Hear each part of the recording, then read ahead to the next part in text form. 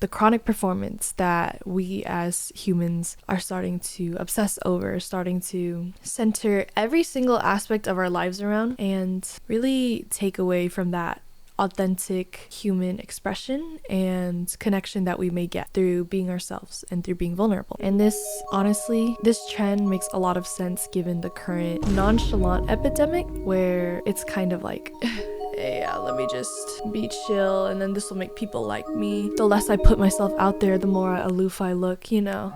Aura farming, you know. I saw a quote that made me think a lot about this. It essentially went, why should I show less love in order to be loved more? Honestly, it doesn't make sense. Can you recount the last time you felt that you've had a real genuine connection with someone who understands you? If yes, then did you meet this person and get to know them by being aloof and nonchalant about everything? Not so much. Probably not. I can't think of a case where that would apply or be like applicable. Hey, we're not even close to like December yet when Spotify Wrapped actually comes out. Hi, as you can see, it's December now. My hair is no longer pink. Filmed this video back in May. Sorry. There were many trials of trying to like do this video. They have to skip certain songs on Spotify because they're followed by what's that?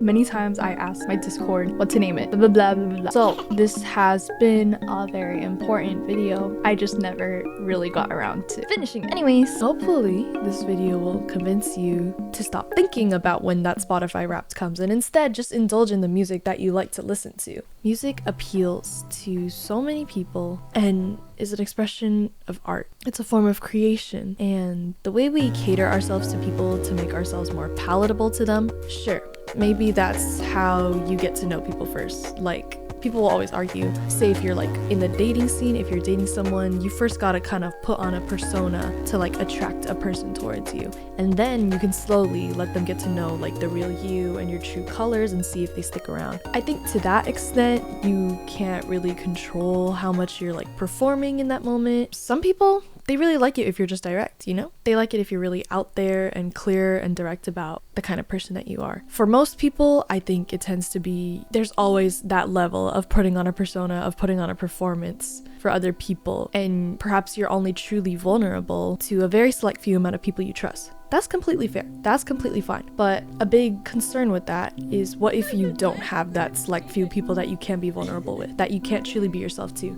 Then you're constantly upkeeping this performance that's honestly really draining. I talked about this in one of my old video drafts of pretty privilege, and we can all agree pretty privilege is very real. I didn't always grow up looking like this, right? I had to curate my looks in order to look a certain way, and the way that I do my makeup, all of the different details on it, is a product of the media that I've consumed and the standards that I have internalized throughout my entire life. Because if I truly were not performing for another person, I would not look exactly the way I do. If I weren't scrutinizing my appearance so much and the way that I present myself to other people. I'm not sure if there's a time in my life where I'm ever not performing to some avail or to some extent. Even if I'm wearing a comfy outfit, I still want sweatpants that are baggy enough, and then maybe I'll want to wear like a small top for like the proportions of the outfits. When external validation reinforces your need to present a certain way, then you will end up continuing to present that certain way to keep chasing after this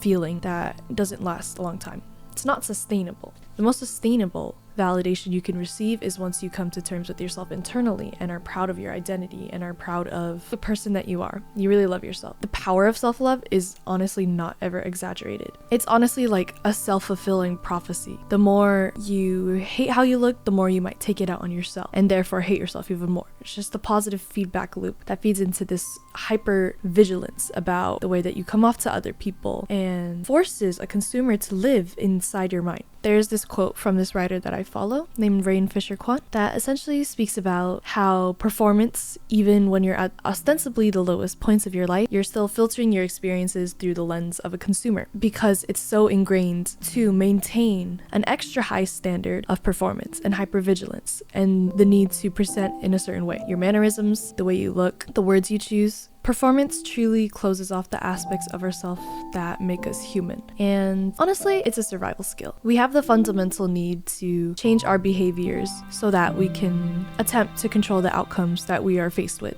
And we adapt to those different situations by presenting in a certain way. Of course, if you're a student and you walk into a room full of adults, you can't act the same way that you would with, say, peers your age. When you're talking to someone you first meet, it may be overstepping to be very overt. If you're confronted in a fight and you back down for your own physical safety, or maybe you fight back for your ego and the need to still prove that you're strong to someone else, and therefore get any sort of potential validation from another person or a group of people, then that is what your mind adapts to. So it's not to say that performance is inherently bad. It's just that it has become so extreme within these last few years, especially with like I mentioned, the nonchalant epidemic. And of course, the more digital our society becomes, the less human we really feel. It's easier to sell a persona online than it is in person, because in person, maybe you're under more scrutiny for all of your different mannerisms. On social media, you only see the highlights of someone's life. Pictures you see posted are often just a small minority of the large amount of pictures it might take to actually get those few that a person really likes. I think we also tend to forget the prevalence of editing on social media over quarantine, because I felt that a lot of people were kind of deconstructing their standards on performance. I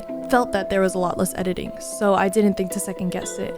Little did I realize that a lot of the media that I was consuming was still edited photos of people. And it's hard not to think that what you see on social media isn't people's lives the whole time, because you don't know anything that could tell you otherwise. And it's super easy to fall into that trap. And the whole idea with Spotify Wrapped, it's a whole year's long worth of music streaming that is summed up in one little bundle that you go through in 10 minutes. But it takes over your mind. That is so conscious throughout what you're thinking this entire year. Every single song you're listening to, you think, oh, maybe I've been listening to this artist so much, I don't want him to end up in my top 5, because that's embarrassing for when I have to post my story in like 8 months. Like, why are we planning out a story 8 months in advance that people are only going to look at for like a maximum of 5 seconds? Honestly, we spend so much time caring about these tiny things that we're taking away from the value of truly expressing who we are and indulging in those moments that make us really feel like us. Who cares if you have more than 100,000 minutes streamed on Spotify? The only way you can really achieve that realistically is by leaving music on overnight. If that helps you sleep, nice.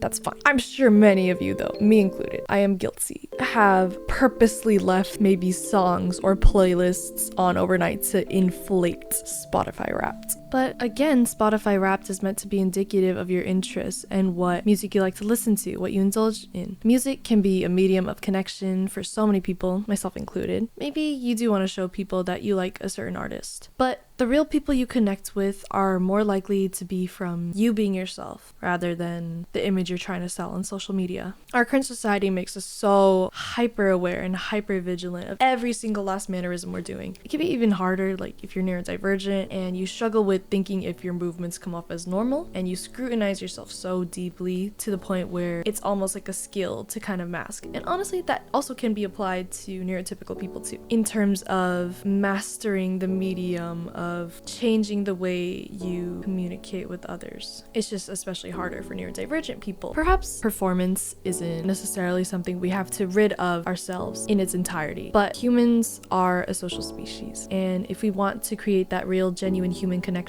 we're gonna have to give up some of our ego in how we present ourselves. No, we cannot control everything. Yes, it is frustrating. But remember, once again, how those unrealistic expectations are feeding into your need to perform. The unrealistic expectation to be perfect. As people, it feels like we're gonna just be chasing perfection for our entire lives. Why not live in the moment?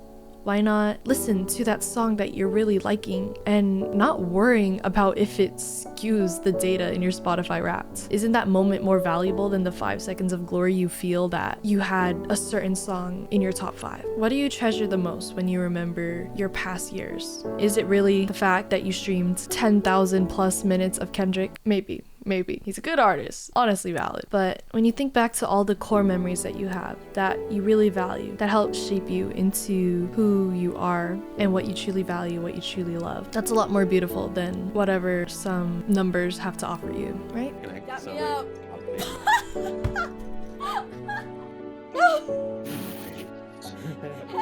Performance is extremely tiring. It is extremely debilitating. It closes off avenues of vulnerability. It makes you uncomfortable with your humanity. And once again, if you can find that balance of the aspects of masking and performance that truly help you with your safety as opposed to diminishing returns, you're losing out on human connection, on raw, vulnerable experiences with people because you're too worried about being chalant. I kind of make it a point to be second-handedly embarrassing to everyone I'm around, and not in like a I'm actively trying to be malicious way, but I'm trying to show them that it's completely fine to be chalant. Perhaps I get away with it more because of pretty privilege, completely aware of that fact. But at the very least, sure, maybe you're trying to be nonchalant to impress someone, especially people older than you. I've never found myself trying to be nonchalant to someone younger than me because that's not what people need to be seeing when they're growing up. What they need to know is that they're able to be vulnerable, to truly express their feelings. So many experiences are still formulative to who you're going to be in the next few years of your life because you're never not learning. All of us are experiencing our first time being alive. We don't know any other life before this. We're all still learning to navigate the struggles that we are confronted with. The best way to get through these challenges and obstacles is through having community, because humans as a social species work better together, and we work better when we can rely on people and let go of a little bit of our ego and hyper independence. We truly feel the most ourselves when we can be ourselves. You never know just how good you might feel if you FaceTime a friend or FaceTime an old friend. And if you don't have friends, that's okay too. I don't want to parade the whole you need community, especially if you've struggled to make friends in the past. I have